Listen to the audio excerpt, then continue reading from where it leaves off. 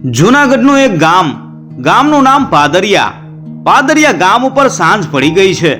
આબમાંથી ધીરે ધીરે અંધારું ઉતરી રહ્યું છે. ઠંડીના દિવસો છે. ઠંડી કહે મારું કામ. સાંજ પડતા જ ઠંડીનો ચમકારો ફરી વળ્યો છે. એવા સમયે પોતાના ઘરની ઓસરી ઉપર સગડી મૂકી અને એક માણસ તાપણું કરી અને તાપી રહ્યો છે. નામ એનું બાવલો. બાવલો જાતે કોળી પણ એના હૈયામાં હોળી. તાપતા તાપતા એનું મન ભમે છે. એના મનમાં ખોટા વિચારોનો વંટોળ ઉઠે છે. એને બારવટે નીકળવું છે, ડાકુગીરી કરવી છે. મહેનત એને ગમતી નથી, હરામનું એને ખાવું છે. એના મનમાં વિચારોનું તોફાન ઉઠ્યું. તાપતા તાપતા એ ઉઠ્યો, તાપણાને પડતું મૂક્યું, ખાખી પેરણ પહેરી, એની ઉપર ગરમ શિકારી કોટ પહેર્યો, પગમાં લોખંડના બોરિયા જડેલા ઓલબૂટ પહેર્યા, ઘર છોડી અને નીકળી પડ્યો. ઠંડી કે મારું કામ, લાકડા ખખડાવી નાખે એવી ઠંડી છે. પણ આ તો બાવલો, કદાવર શરીર, લોખંડી પગ, બળિયા બાવડા, મોઢા ઉપર વળ ચડેલી મૂછોના આંકડા, મોટી મોટી આંખો, આવો બાવલો વગડાને બિહામણો બનાવતો ઉપડો પાદરિયા ગામને સીમાડેથી આડે ધડ મારક પકડ્યો. એણે વિચાર કર્યો, બારવટે નીકળવું હોય તો હથિયાર જોઈએ. હથિયારમાં તો બંદૂક વગર ચાલે નહીં. એટલે એ ઉપડો ખડિયા ગામની સીમમાં. ખડિયા ગામની સીમમાં એક ખેતરના માલિક ખડિયા ગામના દરબાર મોહમ્મદ ખાનજી. ખેતરનું નામ દાતર વડલી. દાતર વડલી ખેતરનું એક માણસ રખોપું કરે. રખોપું કરનારનું નામ સીદી. સીદીની પાસે એક બંદૂક. બાવલાને થયું કે સીદીની પાસેથી બંદૂક પડાવી લઉં તો મારું બારવટું ચાલે. હું બંદૂકની બીકે લોકોને લૂંટી લઉં. એ તો ઘોર અંધારામાં એકલો ચાલ્યો જાય છે. એના ઓલબૂટના પડઘા વગડામાં ઉઠતા જાય છે. બાવલાએ તો જોત જોતામાં પંથ પૂરો કર્યો. કોઈ માણસને વગર હથિયારે આવતો જોઈ અને ખેતરનો રખોપિયો સીધી તેને આવો કેવા ઊભો થઈ અને સામો ચાલ્યો. બંને સામસામા આવ્યા. સીધી તેને પૂછે એ પેલા જ બાવલાએ સીધીના મોઢા ઉપર અવળા હાથની એક થપ્પડ દીધી. અણધાર્યા ઘાથી સીધી ગોથું ખાય અને ઢળી પડ્યો. એના ખભામાંથી બંદૂક ઉડી પડી. બાવલાને તો એટલું જ જોઈતું હતું. ઉડી પડેલી બંદૂક ઉપાડી અને બાવલે સીધીને ડારો દીધો. ખબરદાર કઈ બોલ્યો છો તો ઠાર મારીશ. સીધી તો બિચારો ચૂપ થઈ ગયો. પોતાની બંદૂક દુશ્મનના હાથમાં હતી. વગડામાં પોતાના સિવાય બીજું કોઈ નહોતું. બાવલે બંદૂકના બરિયાન ઉપર સળગતી કડી અટકાડી અને બંદૂકમાંથી ભડાકો થયો. ભડાકાથી ખેતરમાં ઉભેલા ઘેઘુર વડલામાં રાતવાસો કરતા મોરલા ફફડી ઉઠ્યા. ટેહું ટેહું કરતા ગભરાતા એક ડાળી ઉપરથી બીજી ડાળી ઉપર બેસવા માંડ્યા. ગરવા ગિરનારની ગાળીઓએ સામા પડઘા પાડ્યા. બાવલો બોલ્યો, સીધિયા કેજે તારા દરબારને કે બાવલો બારવટે નીકળ્યો છે. બાવલાનું બારવટું જુદી જાતનું હશે. એક બાજુ આ બાવલો એકલો અને બીજી બાજુ તારા દરબાર મોહમ્મદ ખાનજી અને તમે બધા. પકડવો હોય તો આયલા આવજો ભાઈડા થઈને. આવું બોલી અને બાવલો 18 શેર વજનની બંદૂકને હાથમાં રમાડતો વગડો વીંધતો ઉપડી ગયો. થોડા દિવસમાં તો બાવલાએ બોકાસો બોલાવી દીધો. ગામડા લૂંટે, તાળ પાડે, ભલ ભલાને ભડકાવી દેવા માંડ્યો. કોઈ એનો સાથી નહીં, કોઈ એનો ભેરું નહીં. સાથીદાર એક, એની બંદૂક. આશરો એનો ગિરનારની બખોલમાં અને બીજો આશરો ઘટાટોપ ગીરના જંગલની ઝાડી. પાણી પીવાનું ઠેકાણું એનું ગીરના ડુંગરમાંથી ખડખડ વહેતા ઝરણા. રાત પડે અને બાવલો ગામડા લૂંટે. દિવસ પડે ને બાવલો બખોલમાં બેસી જાય. ભૂખ લાગે ત્યારે કઠિયારા પાસે ખાવાનું મંગાવે. ગાંઠિયા અને પેંડા. ગાંઠિયા અને પેંડાથી પેટ ભરે. એ ખૂટે ત્યારે કુણી કુણી કૂંપણો ખાય અને તાજો માજો થયેલો રેશમી રૂવાટી વાળો એકાદ સસલો પકડીએ. સસલાને પકડી અને લાકડા સળગાવી અને શેકી લે. શેકી અને રીંગણાનું ભડથું કરે એમ ભડથું કરી અને ચામડી ઉતારી નાખી અને સસલો ખાય અને પેટ ભરી લે. બાવલો પોતાની આવી રીતે ભૂખ ભાંગે અને ઉપર ભંભો એક પાણી પી જાય. પછી અંધારાની રાહ જોતો જંગલમાં આંટા મારે. જેવું અંધારું ઉતરે કે તરત જ બાવલો જંગલમાંથી બહાર નીકળી અને ગામ ઉપર ધાડ પાડે. બાવલાની બીકે આજુબાજુના ગામ થરથરવા લાગ્યા. એક દિવસ બધા ગામનું મહાજન ભેગું થયું. પાદરિયા, પલારિયા, લોણિયા, વિજાપુર એમ 4 ગામના માણસો ખડિયા ગામના દરબાર મોહમ્મદ ખાનજી પાસે ફરિયાદ કરવા આવ્યા. મહાજન કહે, દરબાર, બાવલાથી બચાવો. દરબાર કહે, મારી જ બંદૂક મારા માણસ પાસેથી પડાવી અને બાવલો બારવટે નીકળ્યો છે. મહાજન કહે, તમે દરબાર છો, દરબાર થઈ અને અમને રક્ષણ નહીં આપો તો કોણ આપશે? દરબાર કહે, વાત તમારી સાચી છે, પણ બાવલાને પકડવો કઈ સહેલી વાત નથી. મહાજન કહે, કંઈક રસ્તો કાઢો, નહીતર અમે ગામ ખાલી કરી અને જતા રહીએ. મહાજનની વાત સાંભળી અને દરબાર મોહમ્મદ ખાનજી વિચારમાં પડી ગયા. થોડી વાર વિચાર કરી અને દરબાર મોહમ્મદ ખાનજી બોલ્યા, બાવલાને પહોંચી શકે તો એક જ માણસ પહોંચી શકે. મહાજન કહે, કોણ? દરબાર કહે, જુનાગઢનો પોલીસ વડો શેલભાઈ. બાકી કોઈ બારવટિયા બાવલાને પકડી ન શકે. મહાજન કહે, તો શેલભાઈને મળો, પણ અમને બચાવો. જરૂર હોય તો અમે સાથે આવીએ. દરબાર કહે, શેલભાઈ મારા દોસ્ત છે, સાથે આવવાની જરૂર નથી. હું કહીશ એટલે શેલભાઈ મદદ કરશે. મહાજન કહે, તો તમે જલ્દી જુનાગઢ જાઓ અને ફરિયાદ કરો. દરબાર કહે, ભલે, હમણાં જ ઉપડું છું. દરબાર તો ઉપડ્યા જુનાગઢ જઈ અને દરબાર તો ગયા પોલીસ વાળા શેલભાઈને ઘેર જઈ અને શેલભાઈ પાસે દરબારે કહ્યું, સાહેબ, ગજબ થઈ ગયો, હવે તો હદ થાય છે. દરબારને એક શ્વાસે બોલતા જોઈ અને શેલભાઈ બોલ્યા, દરબાર, જરા પોરો તો ખાવ, બેસો તો ખરા. દરબાર કહે, શું બેસું? મારા માટે બેસવા જેવું રહ્યું નથી. શેલભાઈ કહે, નિરાતે વાત તો કરો. દરબાર કહે, બાવલાએ મારા તાબાના ગામડા ઉપર કાળો કેર કર્યો છે, રોજ રાતે ગામડા લૂંટે છે. હવે તો બાવલાનું નામ પડે છે ત્યાં છોકરા સાના રહી જાય છે. શેલભાઈ કહે, બાવલાની એવડી મોટી બીક? દરબાર કહે, બીકની તો વાત છોડી દ્યો, હવે તો ગામડા ખાલી કરી અને માણસો મુંબઈ ભેગા થશે. શેલભાઈ કહે, એમ વાત છે? બોલી અને શેલભાઈએ સાથ પડ્યો. કોણ છે હાજર? ત્યાં તો શેલભાઈના માણસો બંગલામાંથી દોડી આવ્યા અને જી સાહેબ કરી અને ઊભા રહ્યા. એટલે શેલભાઈએ હુકમ કીધો કે પોલીસ પાર્ટીને તૈયાર થવાનું કહો, કાં તો બાવલો નહીં, કાં તો આપણે નહીં. આજ આ વાતનો ફેંસલો લાવવાનો છે. શેલભાઈના હુકમથી ખડિયા ગામના દરબાર મોહમ્મદ ખાનજી તો રાજી થઈ ગયા. શેલભાઈનો આભાર માની અને પોતાના ગામ પહોંચીને તેણે મહાજનને કહ્યું કે હવે બાવલાની બાજરી ખૂટી જાણજો, હવે બાવલાનું આવી બનવાનું. શેલભાઈ પોતે ફોજ લઈ અને બાવલા સામે ધીંગાણું કરવા નીકળ્યો છે. દરબારની વાત સાંભળી મહાજન તો રાજી થઈ ગયું. એને તો એટલું જ જોઈતું હતું. આ બાજુ શેલભાઈ ઘોડે ચડ્યા, સાથે પોલીસ પાર્ટી. સૌનો ખાખી પહેરવેશ, સૌના હાથમાં બંદૂકો, સૌના ખભે કારતૂસના હારડા, સૌ ઘોડા ઉપર સવાર. શેલભાઈ તોરણિયા નામના ગામે આવ્યા. તોરણિયા ગામમાં એક મુખીનું નામ ભૂટો મુખી ભડ માણસ.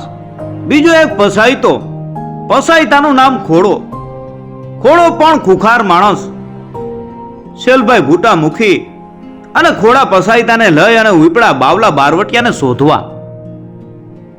સૌ વાતો કરતા ગીરના જંગલમાં ઘોડા હાંકી રહ્યા છે.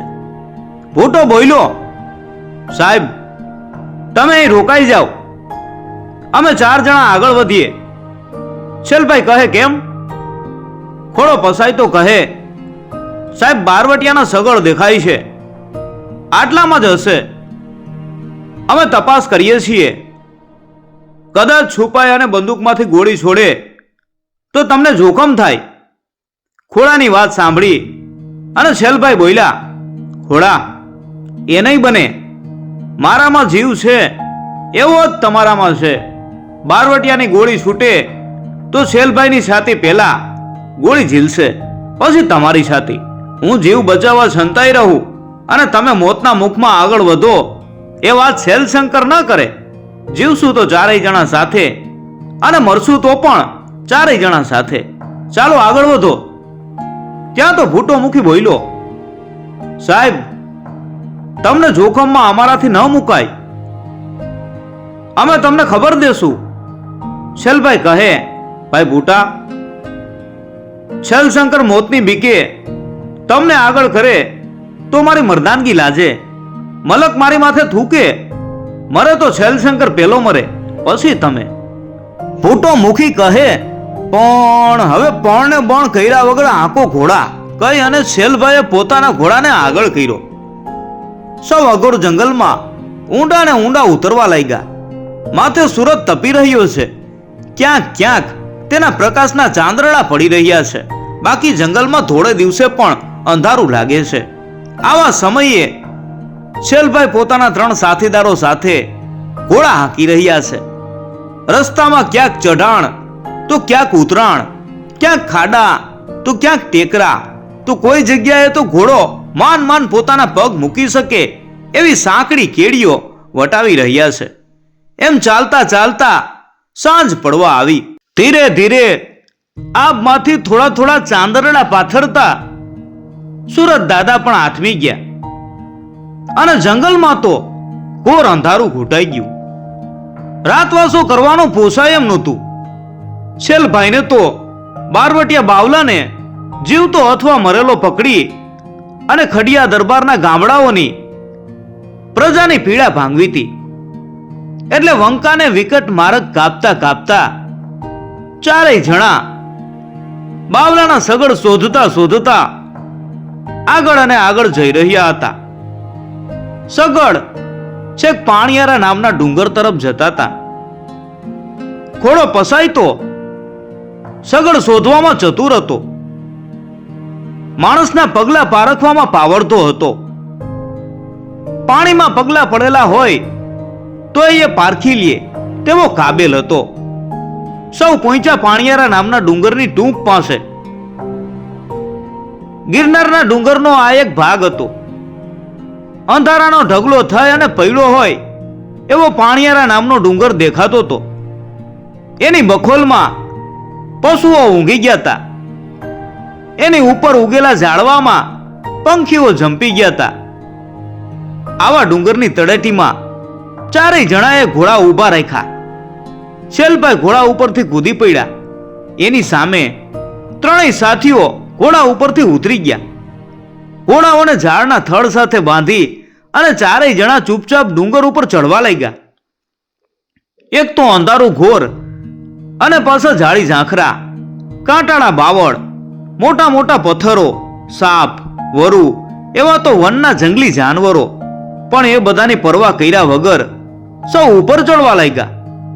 અડધો ડુંગર ચડ્યા એટલે આ ડુંગરના જાણકાર ભૂટા મુખીએ કહ્યું, સાહેબ, હવે આગળ વધશો નહીં. સૌ ચૂપચાપ થંભી ગયા. એટલે ભૂટા મુખીએ બીજી સૂચના આપી, બધા ઢોવામાં સંતાઈ જાવ. ભૂટાના કહેવા મુજબ કંથરિયાના ઢોવાની ઓથ લઈ અને બધાય છુપાઈ ગયા. ભૂટાએ શેલભાઈના કાન ઉપર મોઢું મૂકી અને ધીરેથી કહ્યું, સાહેબ, અહીં મોટું રાયણનું ઝાડ છે. એની ઉપર હું ચડી જાઉં છું. ગામ લૂંટીને બાવલો અહીં છુપાવા આવશે. છુપાવાનું એનું આ ઠેકાણું છે. શેલભાઈ કહે, તમે સાવધ રહેજો. ભૂટો કહે, મારી ચિંતા કરશો નહીં. બોલી અને ભૂટો શિકાર ઉપર ચિત્તો તરાપ મારે એમ તરાપ મારી અને રાયણના ઝાડ ઉપર ચડી ગયો. એક તો ઊંચો ડુંગર, ઉપર ઊંચું રાયણનું ઝાડ, એની ડાળી ઉપર બેઠા બેઠા આસપાસમાં નજર પડે. સૌ ચૂપ થઈ ગયા. બરાબર રાતના 1 વાગ્યાનો સમય થયો હતો.